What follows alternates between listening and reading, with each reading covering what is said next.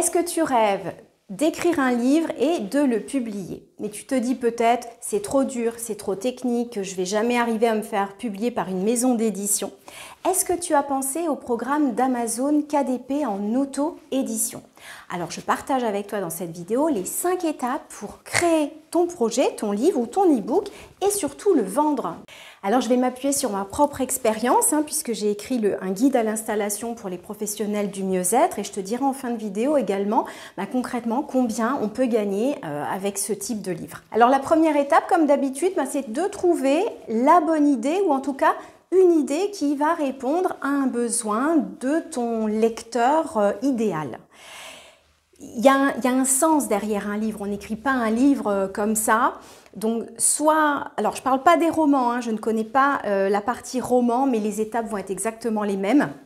Mais en tout cas, souvent, ça doit correspondre à quelque chose qui te passionne, que tu connais bien, que tu as peut-être vécu, que tu accompagnes peut-être si tu es professionnel de l'accompagnement. Et si tu n'es pas dans l'accompagnement, c'est pareil. Ça peut être écrire un livre sur un pays que tu connais bien. Enfin, il y a tellement de choses que tu peux partager.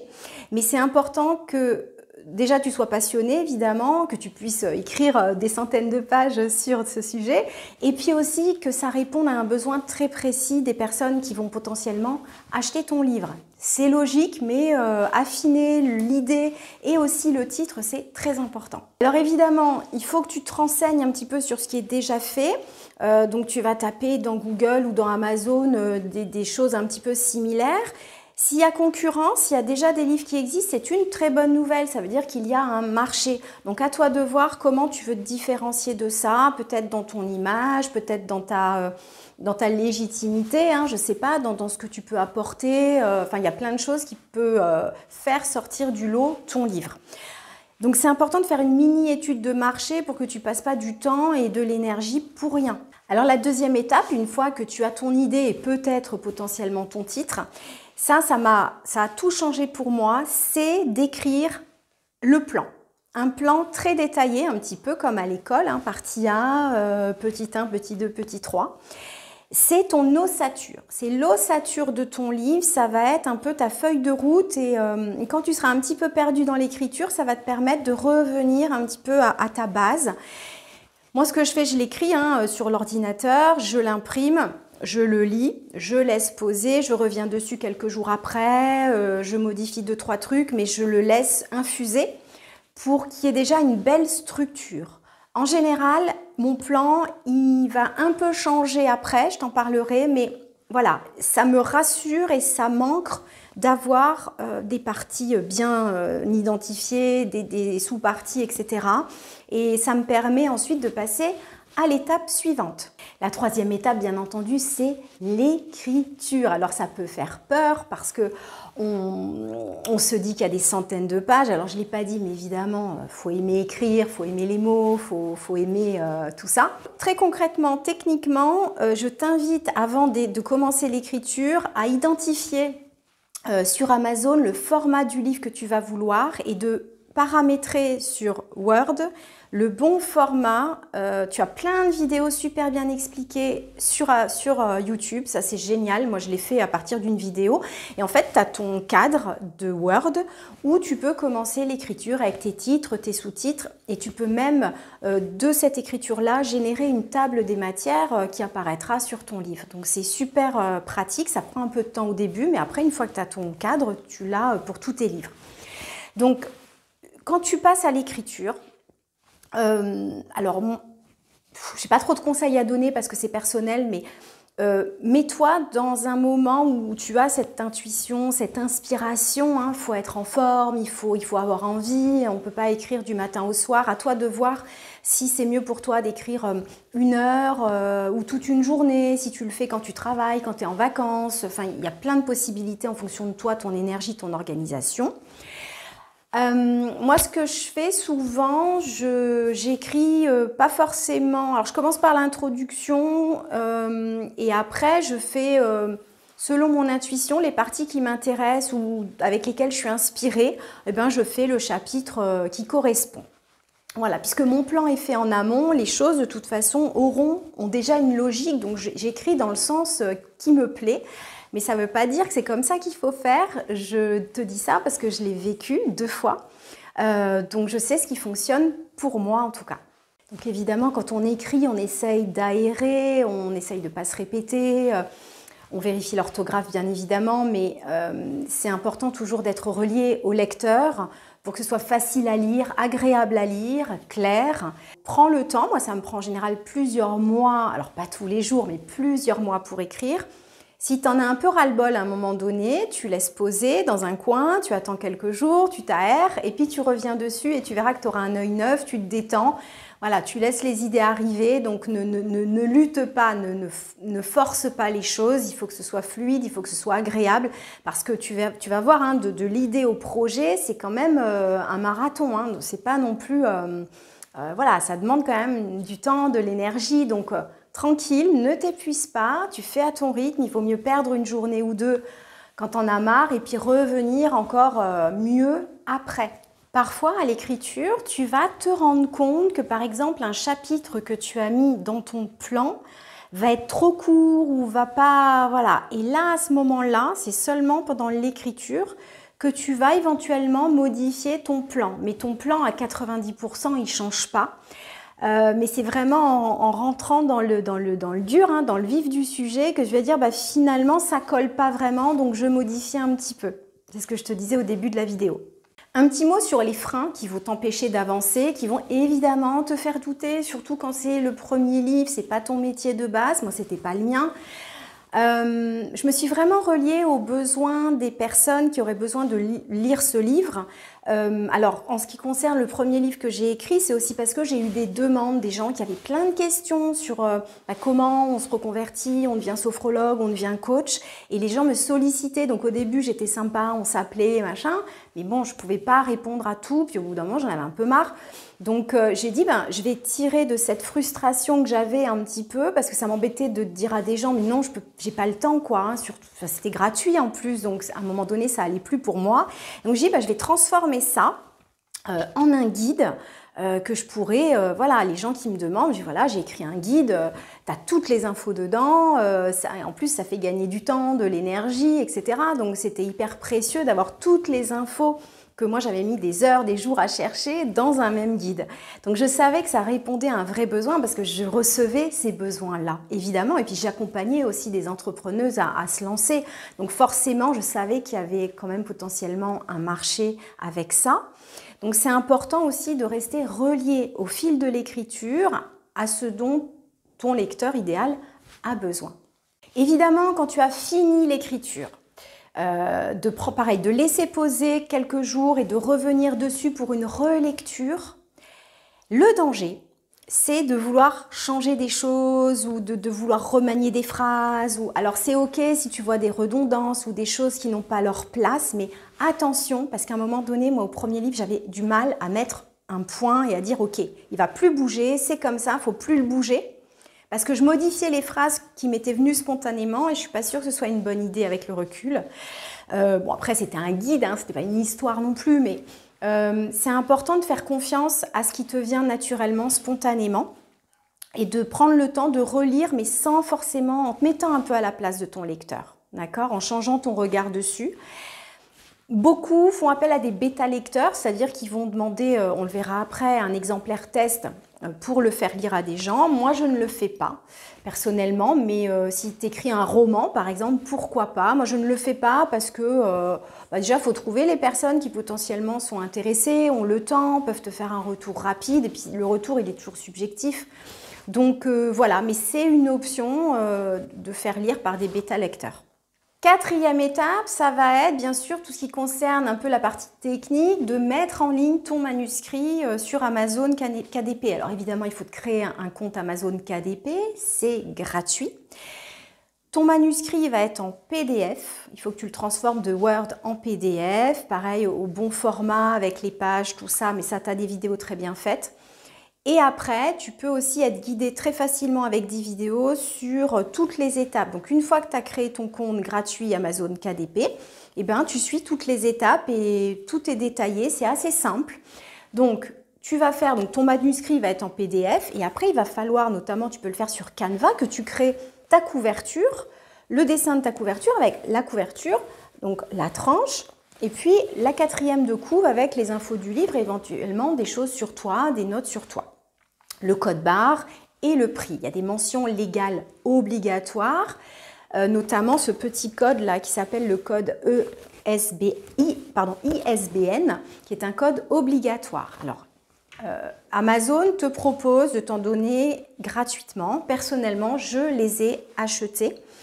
Je crois que c'est à la BNF, la Bibliothèque nationale française, donc ça coûte 25 € à peu près.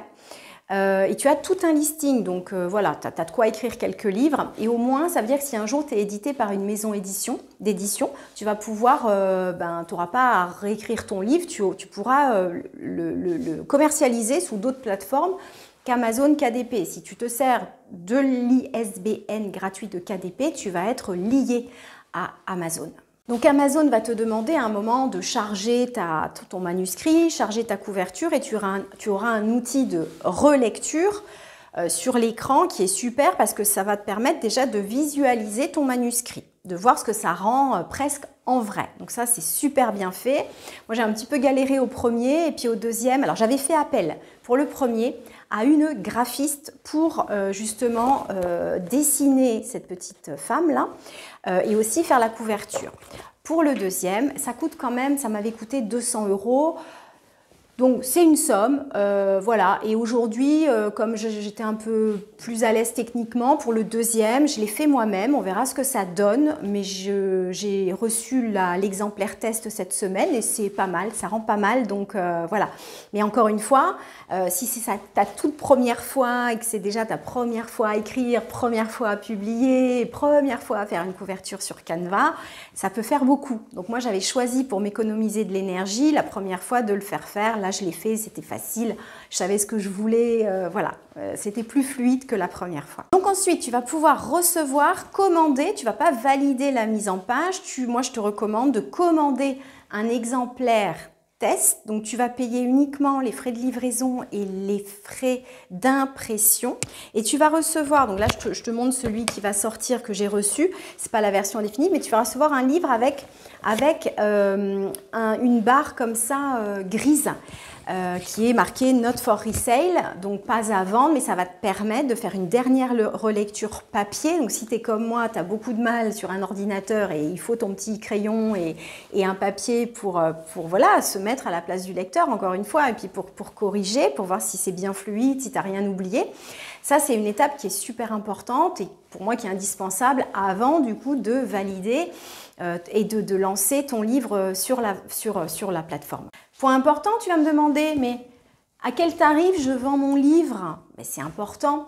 Pourquoi? Parce qu'il faut savoir que sur le tarif que ton lecteur va payer, Amazon va te reverser 60% du montant initial, moins la TVA, moins les frais d'impression. Concrètement, ça veut dire que moi, mon guide qui est à 22 € prix public, alors déjà, les personnes qui l'achètent depuis peu payent 25 € parce qu'il y a une loi qui dit que Amazon, il faut rajouter 3 € obligatoires de frais de port pour que les gens aillent plutôt en librairie. Ce qui pour moi est un non-sens puisque tout le monde n'habite pas à proximité d'une librairie et que les auto-édités comme moi ne sont pas proposés en librairie, puisque moi j'ai bien tenté d'écrire à des maisons éditions, mais j'ai eu une réponse négative sur 6, les autres n'ont même pas pris la peine de me répondre. Peu importe. Donc sur les 22 € pour te donner l'exemple de mon livre, sur les 22 €, je touche en brut 9 € et des poussières, je crois, et en net, une fois que j'ai payé mon URSSAF, je crois que je touche 7 € quelque chose, 0,30, quelque chose comme ça, parce qu'il n'y a pas longtemps, en plus, Amazon a augmenté les frais d'impression par rapport à l'inflation. Donc, ça fond comme neige au soleil.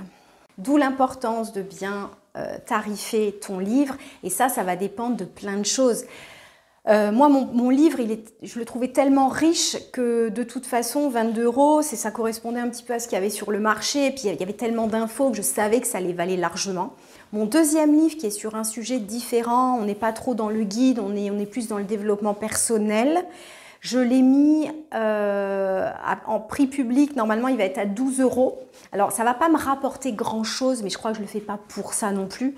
Mais je sais que c'est un sujet où c'est pas qu'il y a moins de besoins, je ne sais pas comment t'expliquer, c'est que ouais, le besoin sera peut-être moins immédiat, je sais pas. J'ai trouvé instinctivement, voilà, j'ai trouvé que 12 € c'était le bon prix pour un livre comme ça. Voilà, j'ai envie de l'écrire, donc je ne me suis pas non plus reliée au gain.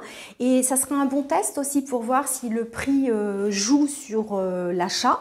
Il y a tellement de critères à prendre en compte que c'est pas juste le prix, juste ci, juste ça. Bien sûr, l'idée est importante, les mots de ton titre, la couverture est super importante et bien entendu le prix, mais on sait que sur un livre, on va rarement dépasser les 22 €. Sur un roman, les gros bouquins, ils sont à 19 et quelques. Enfin voilà, tu regardes un petit peu ce qui se fait, tu te fies à ton intuition aussi. Mais pour le premier livre, je pense que c'est pas tant ce que tu vas gagner qui est important, c'est le fait de le faire en soi et d'aller jusqu'au bout de ton projet. Dernière étape, et non des moindres, tu te doutes bien qu'un livre, même le meilleur des livres mis en ligne sur Amazon KDP, ne va pas se vendre tout seul. Alors, tout dépend de ce que tu vas proposer, de où tu en es dans ce que tu fais. Si tu as déjà une communauté existante, qui était mon cas pour mon premier livre, hein, puisque je parlais beaucoup d'entrepreneuriat, enfin je parle toujours d'ailleurs, d'entrepreneuriat dans les métiers du bien-être, donc j'avais quand même une forte communauté sur Instagram et aussi un petit peu sur YouTube. Ce qui m'a permis, quand j'en ai parlé, de toucher tout de suite les bonnes personnes. Donc j'ai eu des ventes tout de suite en fait. Mais c'est important, si tu n'as pas de page de réseau social, soit de te créer quelque chose en disant voilà, je suis auteur, je parle de ça. Voilà, à toi de voir ce qui est le plus juste, mais je te recommande fortement déjà sur Amazon KDP de te créer une fiche auteur et puis d'avoir un réseau social où tu vas parler des sujets qui t'intéressent, de ton livre, etc. Pas seulement pour dire que tu as un truc à vendre. Vendre, c'est quelque chose d'inconfortable pour beaucoup. Moi, j'aime pas vendre. Alors oui, des fois, je vous dis, ben voilà, ça y est, j'ai ça à vendre en ce moment, c'est OK.